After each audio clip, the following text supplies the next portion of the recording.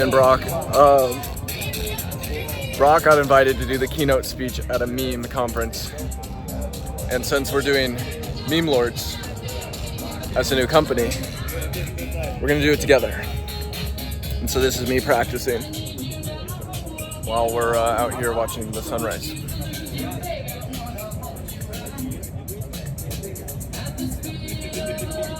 Memes.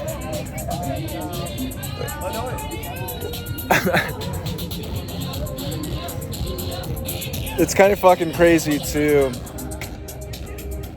think about how ironic the universe is, in the sense that this is an emerging industry. But it makes sense. Because I think the same thing we saw with the decentralization of media, what we call legacy media today, is happening. There is a legacy financial system. And what we saw was the evolution of a new class called the creator economy. And what we're also seeing is a new class emerge called the meme economy. You could somewhat ascribe Pump.Fun. This is the main spot for memes right now, to be the 4chan. You know, it's got a lot of decrepit humor. It's immature. It's the early days of the meme economy, where 4chan was the very earliest start of a platform for the internet, a forum where people could congregate anonymously and without the financial incentive, just shitpost. Now shitposting has entered the financial world. And I think some people see this, and I'm just going to re-explain it from first principles, because I think it's very important to grasp, is that currency itself is a shared belief system. It only has value because we give it value. We as humans have the power to value what we want to value. And this is honestly the greatest revolutionary tool that has ever existed. People say Bitcoin is revolutionary. And I think when they say that, it actually doesn't fully fucking encompass the truth of that. It doesn't fully download, because we call so many things revolutionary technology. But in the pure heart of the term revolution, of the term revolutionary, cryptocurrency is that. If you think of the revolution as the act of defying a corrupt system, and you look towards the website WTF happened in 1971, and this was the year that we went off of the gold backing. We allowed the money printer to mint new tokens. Then I think it becomes clear. I think it makes it easy to put into perspective when you look at other cryptocurrencies. We finally can call fiat a shitcoin. But that term didn't exist. That's a meme. Our understanding of the world evolves through the new technologies that come forth. Our consensus mechanisms. And specifically, what we're witnessing is a revolution. Is the ability for us to value our perception of value and have better non-controlled systems. If they printed as many Bitcoin as there are today, they doubled the supply to one central party. They used some of it on war and buying weapons. Bitcoin would go to zero. But in the past 4 years, we've quadrupled the money supply. It's no different. But it's a shared belief system which is so integrated in our minds that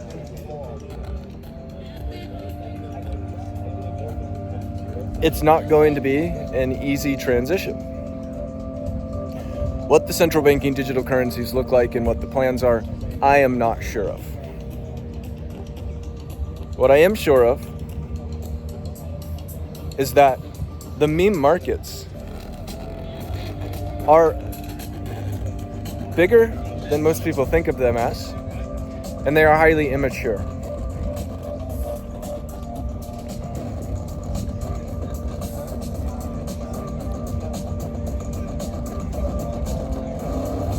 Launching quick shared belief systems to get quick gains is currently the meta.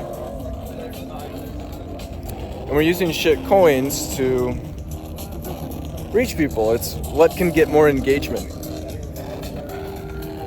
But the communities, because every token, every shared belief system is a community, based on its collective shared belief, that have true longevity will be a bit different. And we saw some of this. We saw Jesus coin come about. And Jesus coin is a new category that some people called culture coins. Culture should be thought of as nationwide cults, right? Oh, you go to this place and, oh, they have a different culture. You become cultured when you travel and you see that there's different entire cultures, ways of being, of living, of acting, and what the perceived norms are. The shared belief of that country. On small scales, it's called cults. Every single token is a cult, to the degree that there's belief in the actual thing versus belief in the fact that other people may believe in it shortly after you, and then you may exit your belief before them. Well, that's the name of the game today. What's important is engaging with that world today, but looking at how to evolve it, how to mature it, and how to bring out its revolutionary power for good. This is a tool. We have a new tool. We have the power of nation states in our hands. So there's something called Uranus. Brock told me about it. He's very into astrology and wanted to do a community takeover, so I had a nice website built. We got a new Telegram up.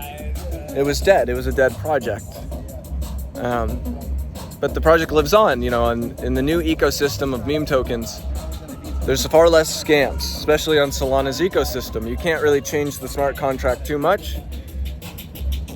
And you have tools to see if the liquidity has been locked, meaning that token can never die. It will always be tradable. And so anyone can make the same ticker, but it's just up to who kind of defines themselves as the top one, who then reaches the masses through exchanges. This is the standard roadmap for a meme token, right? And maybe I'm speaking too much to the masses during this speech, but this is not my speech for the actual event. It's me testing and speaking to the masses, because most people don't even think about any of this or understand the meme market or the meme economy, and I think it's good to have a download. I think it's good to understand why it's important. It allows us to value our perception of value. So you have open source communities, open source developers who previously had no way to get paid for their work, who now, based on the amount of attention that they get and people perceiving that value, they're predicting that other people will also perceive this value because it is valuable to the world. And you're now having an avenue where someone's capability